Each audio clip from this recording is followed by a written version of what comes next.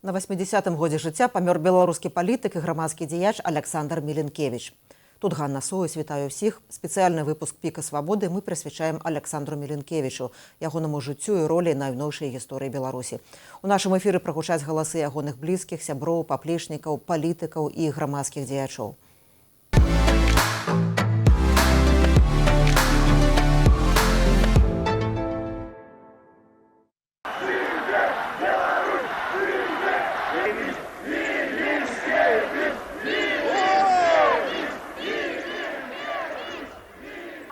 Постаці спадчыну Александра Міленкевіча мы падсумуем разам з палітычным аглядальнікам Віталём Цыганковым. Добрый дзень, Віталь. Привет, Аня. Александр Міленкевіч памёр раніцай 11 жніўня у Варшаве ў шпіталі. Пра яго смерць паведаміла сям'я. 25 ліпеня яму споўнілася 79 гадоў. Давайте на пачатку паслухаем самога Александра Міленкевіча з праекту «Светкі Лукашэнкі», які якраз рабіў Віталь Цыганкоў. Міленкевіч ацэньваў значэнне мірнай рэвалюцыі 2020 году. Грамадства зусім іншае, просто гэта неба і зямля. Грамадства прадэмакратычнае, бо людзі выйшлі не за краюху хлеба, люди вышли не с экономичными потребованиями в 2000 году, и они вышли за годность. И в 2006 мы говорили, что это революция годности. И в 2000 у нас украинцы, когда так само выступали, сказали, что революция годности. Это моральная каштовность, это каштовность европейская. Несвядомо люди выступают за европейский лад жыцця. Віталь, што страціла Беларусь з сыходам Александра Міленкевіча?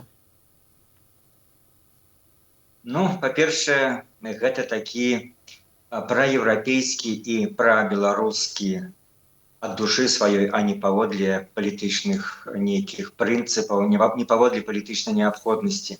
Праеўрапейскі, прабеларускі палітык, якіх у Беларусі не так і шмат. Кандыдатаў у прэзідэнты не так і шмат, так што, безумоўна, гэта гістарычная асоба. Гэта асоба, якая вельмі многім падабалася менавіта сваёй прынцыповай пазіцыяй, але адначасова сваімі чалавечымі якасцямі, нейкай добразычлівасцю, інтэлігентнасцю, прыстойнасцю. Напэўна, ён мог выказваць даволі прынцыповыя і строгія, скажем так, палітычныя ацэнкі рэчы, але заўсёды іх выказваў спакойным тонам, в спакойнай стылістыцы. І я скажу, калі ўж мы жывем в такой рэальнасці, што можам параўноўваць, то максімальна ён, скажем так, быў максімальна непадобны на таго чалавека, які з 94-го года кіруе Беларусю. Ён был як бы антытэзай Лукашэнкі па ўсіх сваіх і якасцях, і выхаванню, і палітычнай пазіцыі. Александр Міленкевіч нарадзіўся ў 1947 годзе ў горадні. Ён быў навукоўцам, выкладчыкам. У 1990-96 годах працаваў намеснікам старшыні горадзенскага гарвыканкаму. Ён адказваў у тым ліку за адукацыю, культуру, ахову здароўя, гістарычную спадчыну. Пры яго ўдзеле ў горадні вярталі гістарычныя назвы вуліц, аднаўлялі рэлігійныя святыні, развівалі культурныя праекты і міжнародныя сувязі гораду. Міленкевіч таксама займаўся аднаўленнем Калоскай царквы і старажытнага ратушнага гадзінніка. Давайте паглядзім відэо 1990 году, калі Міленкевіч стаў віцэ-мэрам горадні. Зараз мы познаёмимся со славутым на весь Гродно віцэ-мэрам горада Александром Владимировичем Міленкевічем. Гэта чалавек вучоны, кандыдат фізіка-матэматычных навук, публіцыст, гісторык, лектар, талковы адміністратар, абаяльны чалавек, адным словам, асоба. Гэта не мясцовы патрыятызм, такі лакальны, сапраўды у гэтага горада ёсць дух. Ёсць дух, які так матэрыяльна, нягледзячы на тое, што я фізік, я не ведаю, як патлумачыць, але сапраўды ў гэтым горадзе вітае штосьці і, напэўна, вельмі доўга. Доўга, таму што яшчэ з сярэднявечча гэты горад быў рэзідэнцыяй і каралёў, і вялікіх князёў. Тут будаваліся вось тыя палацы, тыя замкі, частка якіх засталася. Культурнае жыццё. Віталій, чым Міленкевіч адрозніваўся ад тагачасных беларускіх кіраўнікоў, і ад сучасных беларускіх кіраўнікоў, натуральна?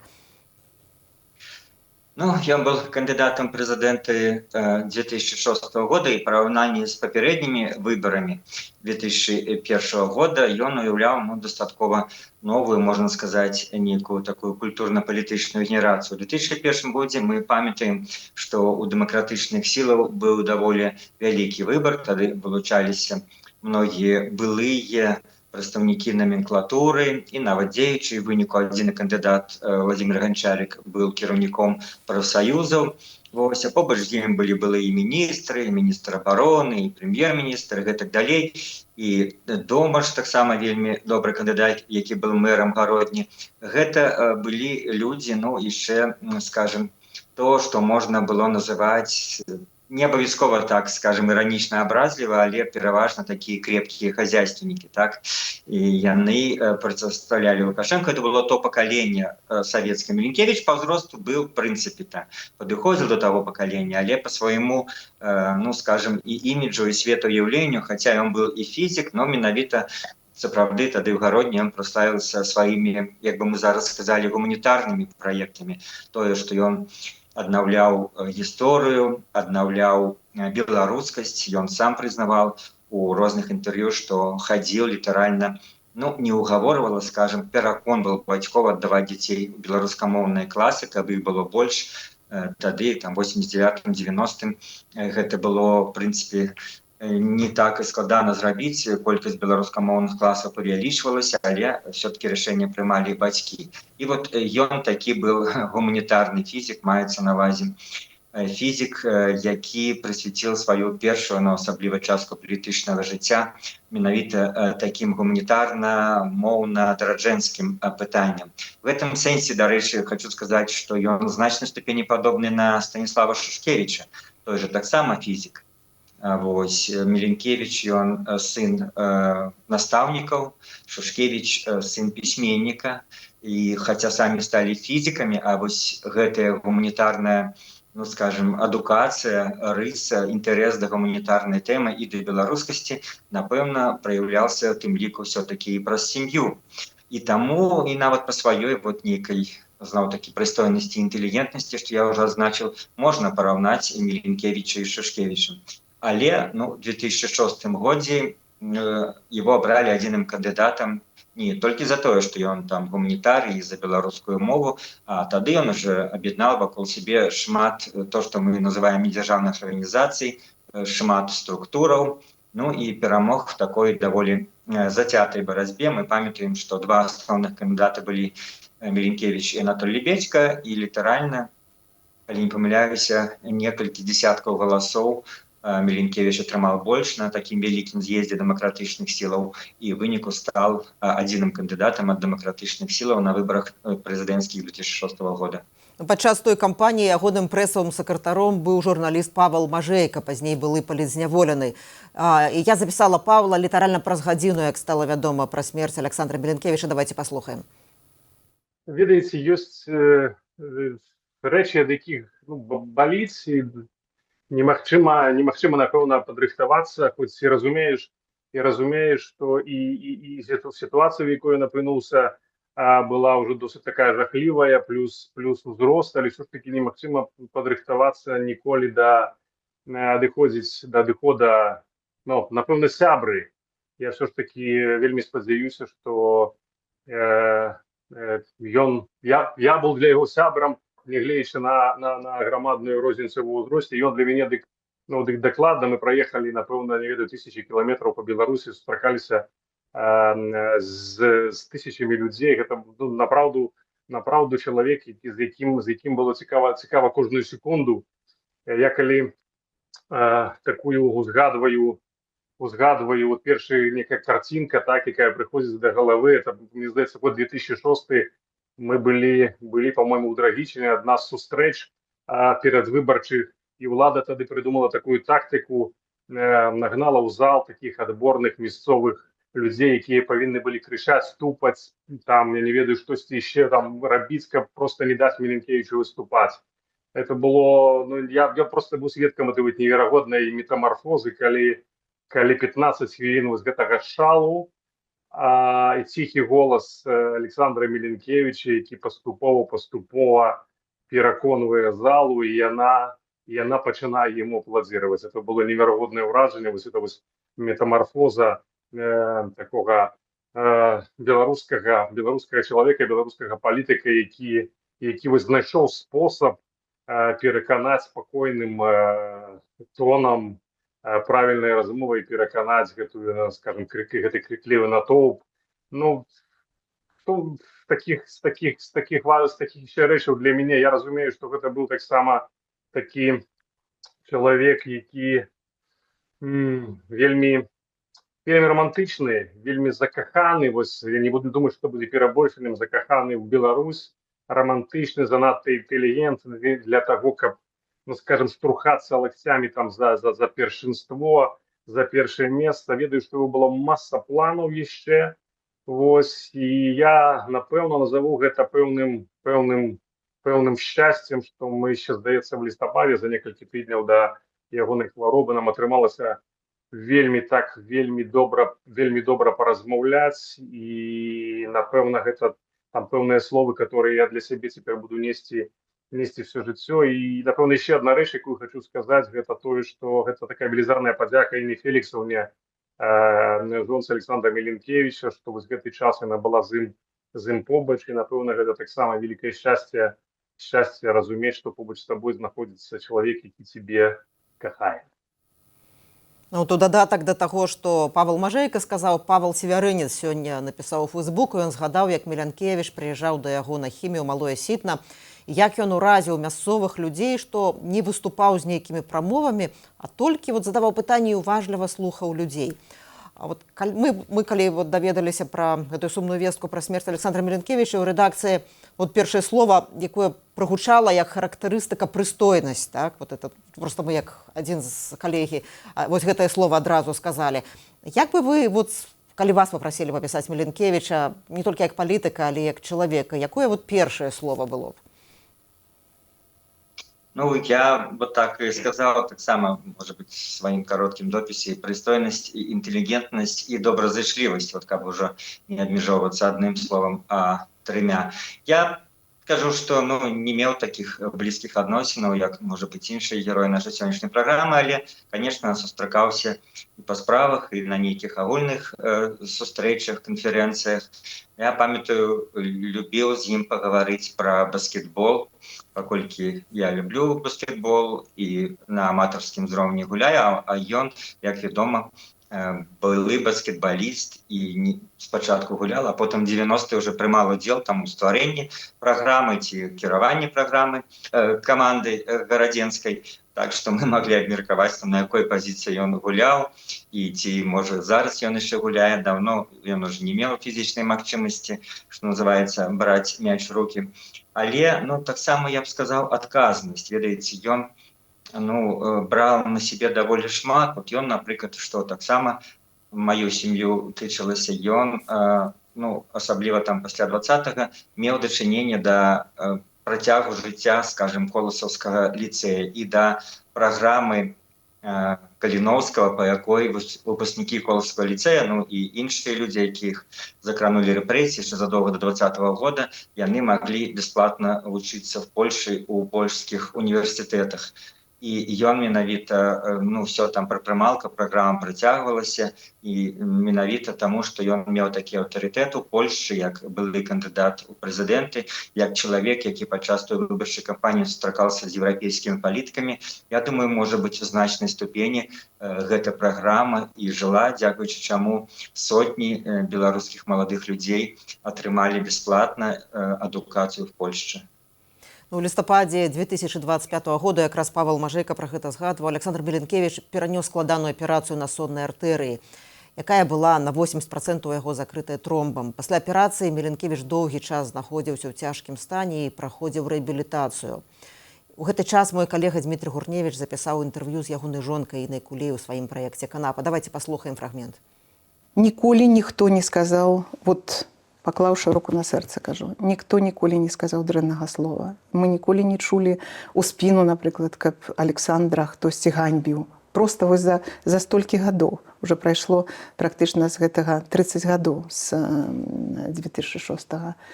Я думаю, таму, што унутраная існасць беларусаў, яна вось якраз такая. Спакойная, узважаная, інтэлігентная.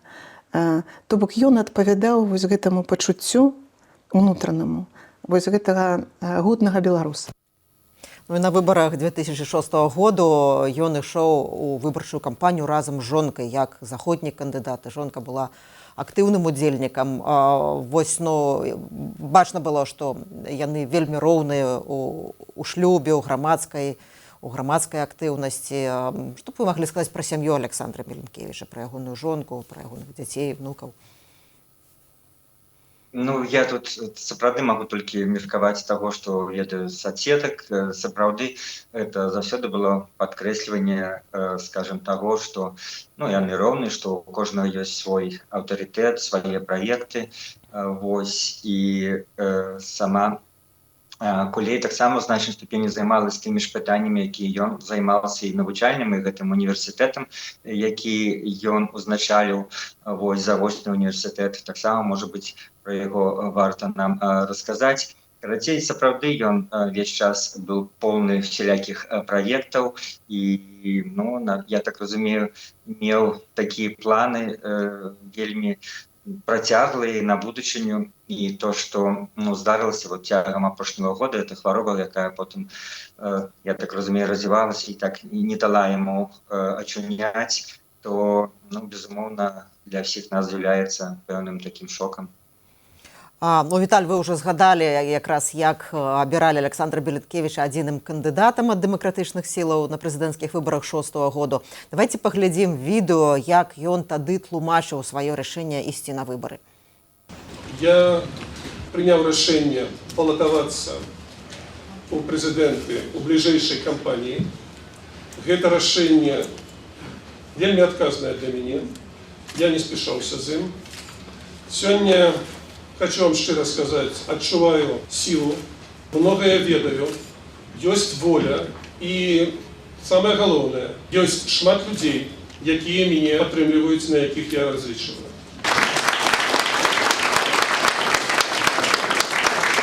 И, может, самая большая мотивация для меня – это моя внучка, Машенька. Я не хочу, как однойче.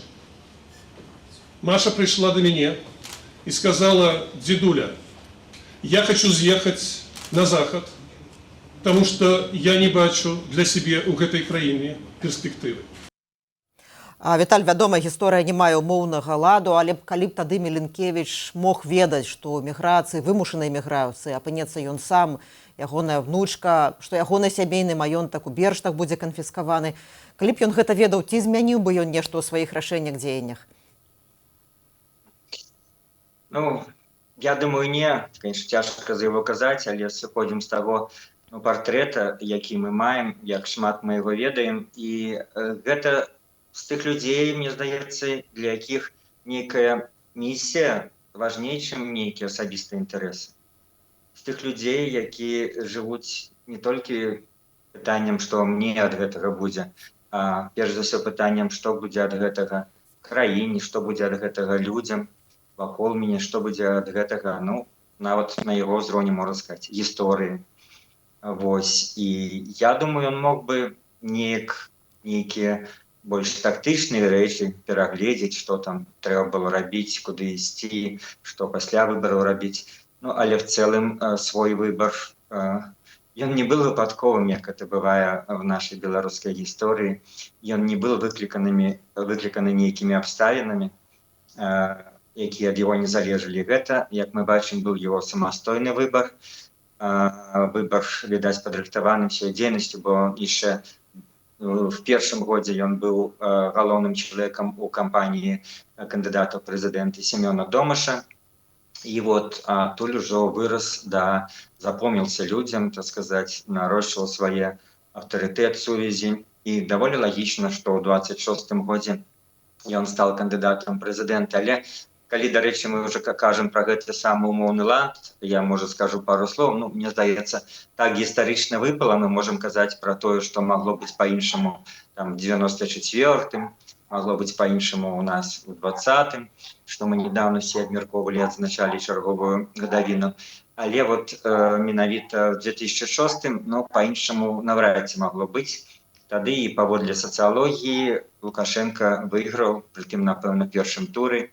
І гэта было тлумачальна краіна была дастаткова яшчэ такая неактыўная, замарожаная, многім все падабалася, паколькі вот самы дзікі рост был з 2001 по 2010, эканамічны рост, былі поспехі за кошт расійскіх танных, скажем, ресурсаў і за кошт агульнай такой кан'юнктуры. Все это скончилось в годзе 11, пасля якого уже Беларусь не моцна вырасла, але з 10 по 20 сапраўды эканамічны рост быў, ніякіх моцнай апазіцыі на той момант не было.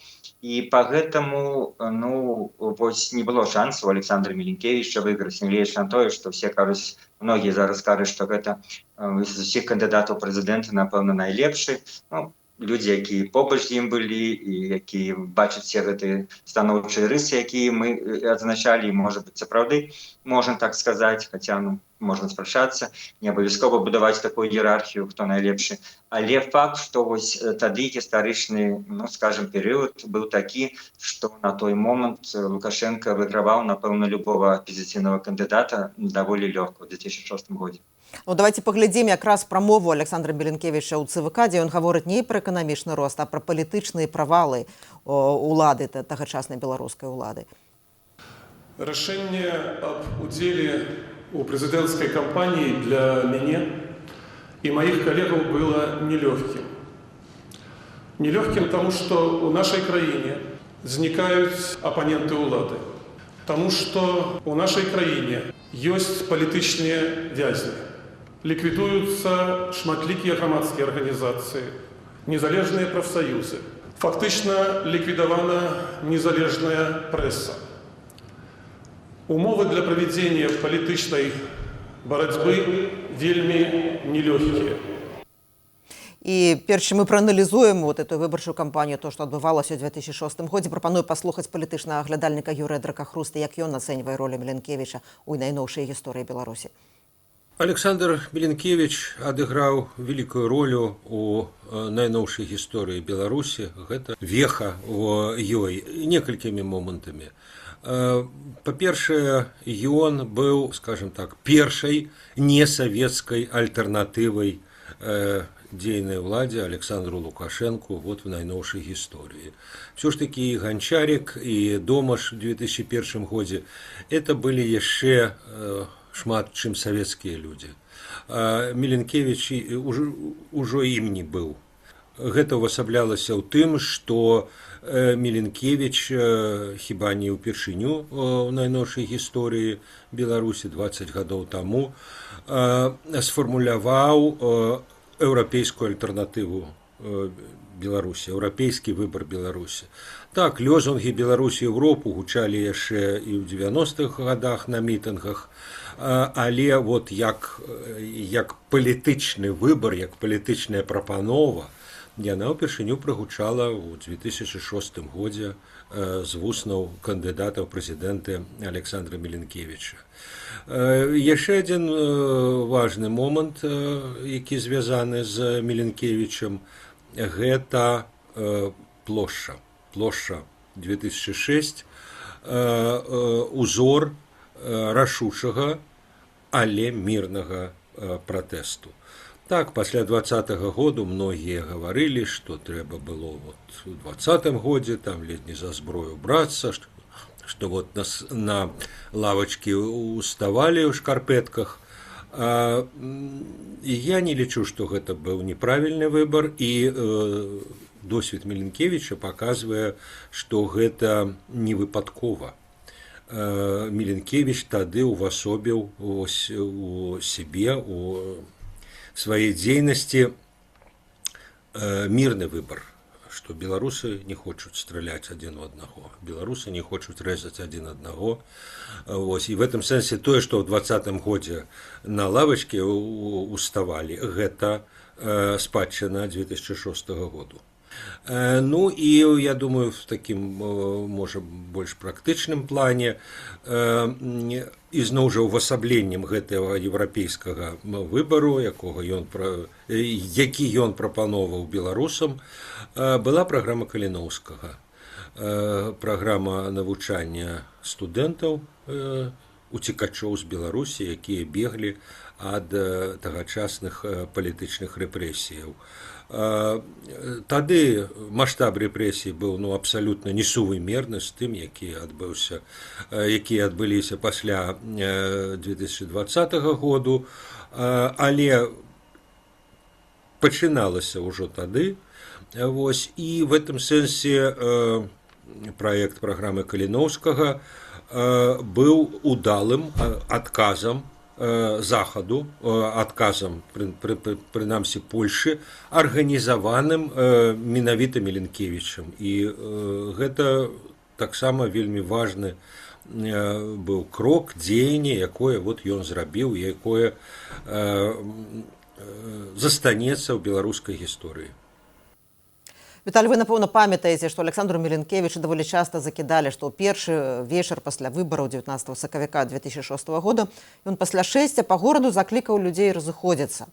Юра гаворыць якраз, што з плошчы 2006 года і паўстала мірная рэвалюцыя 2020 года. Ці вы згодныя з гэтым тэзісам? В пэўным сэнсе так, як заклала такую традыцыю. Дарэчы, Міленкевіч у інтэрв'ю ўжо не памятаю каму, можа быць, і нам гаварыў, што тую прапанову пайсці скласці кветкі тады у дзень выбараў у 2006 годзе, скласці кветкі да плошчы Перамогі, ён вылучыў іншы кандыдат Александр Казулін. І неяк і павёл фактычна за сабой людзей, не было магчымасці адмаўляцца, это не было загадзя прыдумана, гэта был такі частковы экспромт з боку Казуліна, гэта ўжо не так істотна. Істотна, што сапраўды некалькі сотняў маладых людзей усталявалі намёты, стварылі гэтую плошчу, з якой нарадзілася такая, можна сказаць, легенда, ці такая традыцыя ў Беларусі. Менавіта адтуль пайшла, і цэлыя пакаленні цяперашніх палітычных актывістаў успамінаюць менавіта 2006 год, як тады яны першыню прыйшлі ў палітыку, першыню менавіта в камандзе Міленкевіча працавалі. Там найбольш працавалі самыя розныя партыі. Там, дарэчы, была такая, што ўсе апазіцыйныя партыі, калі ўжо яго былі адзіным кандыдатам, то яны павінны былі дапамагаць яму. І яго была складанасць тым, як ён сам казаў, таксама, здаецца, в інтэрв'ю, ці, можа быць, мне нефармальна, ўжо зараз можна расказаць, што я хочу выказаць тое, а камуністы кажуць, нельга, я хочу выказаць в сваёй праграме тое, а Народны фронт кажа, нельга, это занадта лева, это занадта права. Это такая непазбежная складанасць, калі быць адзіным кандыдатам ад самых розных апазіцыйных сілаў, з якая, конечно, тады перашкаджала праводзіць яму кампанію так, як ён менавіта хацеў. Але асноўныя прынцыпы пра еўрапейскасць і дэмакратыя, гэта, безумоўна, ён вельмі актыўна і палымяна іх вылучаў. І можна сказаць, што гэтага былі канкрэтныя палітычныя вынікі. Бо пасля гэтых выбараў улада, безумоўна, пабачыўшы сацыялогію, пабачыўшы, колькі людзей галасавала за Міленкевіча, незалежныя сацыёлагі кажуць, што каля 20, можа 25%, то улада рабіла пэўныя крокі в бок еўрапейцаў. Не тое, што абавязкова, так атрымалася менавіта пасля гэтых выбараў. Была такая, скажем, першая лібералізацыя, як бярэм двукосі ці не, якая працягвалась да выбараў 2010 года. І выборы 10-го пройшли даволі ліберальнай форме, калі всім кандыдатам все дазвалялася. Гэта все вынік той актыўнай кампаніі, мірнай кампаніі Міленкевіча, калі ўлада зразумела, што ёсць у насельніцтва народа запыт на праеўрапейскія каштоўнасці, на большую дэмакратызацыю, і як магла пэўнай ступені адказвала на гэта яшчэ задоўга, да Крыма, задоўга да агрэсіі Расіі супраць Украіны. Яна разумела, што такі запыт ёсць. І Міленкевіч найбольш яго якраз увасабляў. Ён, в адрозненне ад палітыкаў, якія былі да яго, што яшчэ важна сказаць, і нават падчас яго іншыя, якія вылучаліся, ён абсалютна не меў ніякіх такіх сувязяў, скажем, партыйных сувязяў з расійскімі дэмакратамі. Тады в Беларусі гэта было не тое, што модна, это было амаль абавязкова. Кожны беларускі кандыдат на 2001 годзе на выбарах спадзяваўся, што Расія его падтрымае, і вылучаў нават гэта як нейкую асаблівую сваю заслугу. Вось яны паміж сабой хваліліся, каго больш Расія на самой справе падтрымае. Ну і потым дэмакратычныя партыі, там, ну, АГП тая ж, ну, мела нармальныя такія партнёрскія сувязі з расійскімі дэмакратамі і таксама намекала, што ёсць нават сувязі ў Крамлі. Вось Міленкевіч першы з кандыдатаў, які правёў сваю кампанію ў 2006, не намекаючы ні на сувязі ў Кремлі, ні на падтрымку расійскіх дэмакратычных сілаў, а проста вёў ад сябе самога, нават асабліва, скажем, расійскае пытанне ў гэтым сэнсе стараўся, наколькі я памятаю, моцна не падымаць. Ну, Міленкевіч стаў заснавальнікам руху за свабоду. Гэта адна з найбольш эфектыўных палітычных апазіцыйных структураў на той момант была. Давайте паслухаем, як ягоную ролю ацэньвае ягоны колішні намеснік па руху Юрась Губарэвіч. Александр Міленкевіч быў чалавекам, які аб'ядноўваў. І падзеі 2006 года, калі ён стаў адзіным кандыдатам, узваліў на сябе велізарную адказнасць з поўным разуменнем, што лёс Беларусі вырашаецца тут і зараз, што патрэбна аб'яднанне, патрэбна выразная альтэрнатыва. Я не думаю, што для яго это было вельмі простое рашэнне, бо тыя пагрозы, якія ёсць зараз, існавалі і тады. Але тым не менш ён стаў у першыя шэрагі, павёл за сабой людзей, ён аб'ядноўваў розныя групы, розныя партыі, структуры, вельмі шмат новых людзей тады прыйшло менавіта таму, што паверылі ў яго.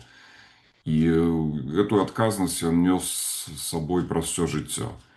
Пачынаючы і з працы ў гародні, калі ствараў грамадскія суполкі, у працы ў палітыцы, міжнародныя контакты и дачыненні, дзе ён годна прадстаўляў Беларусь. Ну, такого чалавека насамрэч нам будзе не хапаць, бо такіх людзей в Беларусі мала, і мы павінны цэніць кожнага з іх. Ну, акрамя таго, што ён не дэманстраваў сваіх сувязяў з Расіяй, іх не меў, чым ён яшчэ адрозніваўся ад беларускіх апазіцыйных палітыкаў? Ну, і ці можна сказаць, што пасля выбараў 2006 года, выбарчай кампаніі 2006 года, яго пасунулі з пазіцыі адзінага лідара праз Кангрэс дэмакратычных сілаў? Так, это такая была традыцыя в нехорошым, напэўна, сэнсе беларускіх дэмакратычных сілах ажно до 2020 года, калі пасля кожных выбараў таго чалавека, які быў, ці тых людзей, які былі кандыдатамі на выбараў, пасля выбараў проста, ну, беларуская дэмакратычная арганізаваная структуры, ну, як бы сказаць, перажоўвалі, выплёўвалі, кажучы, што вы нам больш не патрэбны, мы цяпер будзем працаваць з іншымі лідарамі. Ніхто, хто вылучаўся ў 2001 годзе, першыя выбары пасля Лукашэнкі, ніхто не вылучаўся ўжо ў 2006. Ну, дарэчы, нават і з 94-м тая ж гісторыя.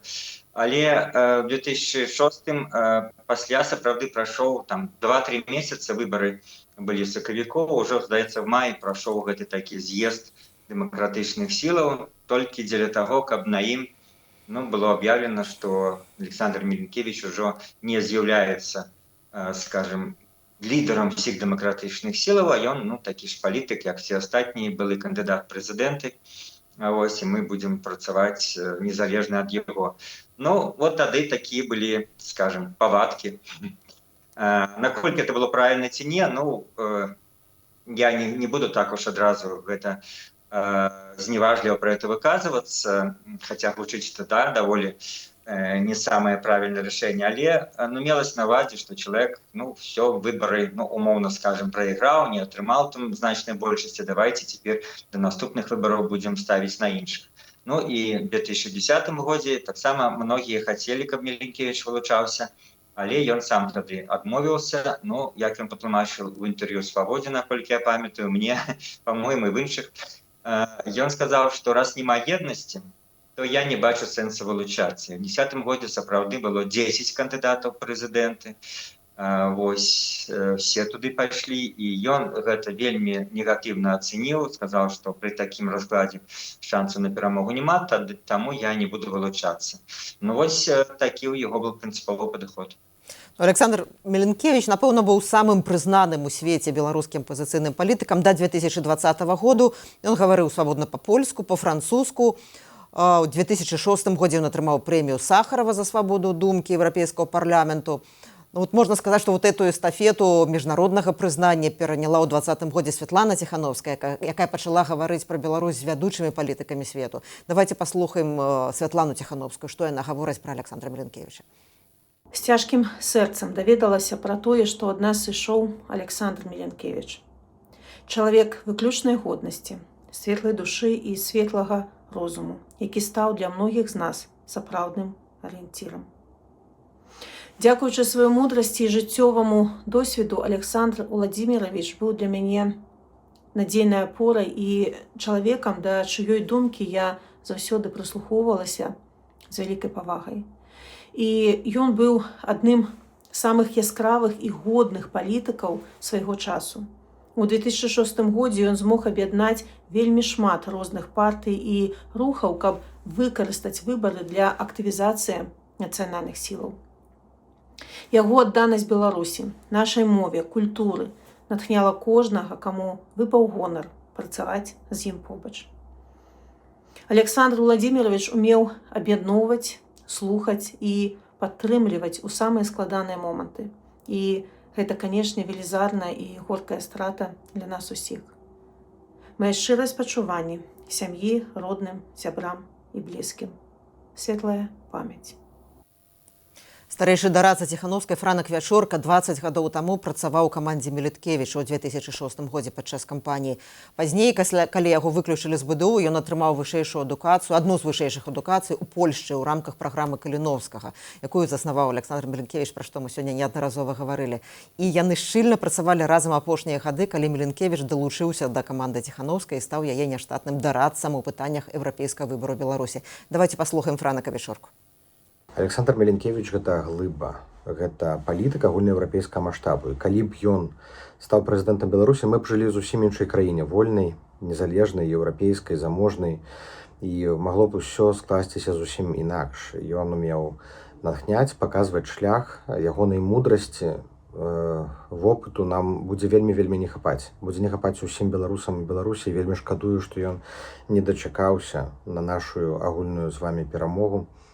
Мы разам працавалі, і я памятаю кампанію 2006 года і супрацу пасля, і на міжнароднай арэне. І пасля 2020 году Александр Міленкевіч адразу прапанаваў дапамогу Святлане Тихановскай, і ён паўплываў на яе.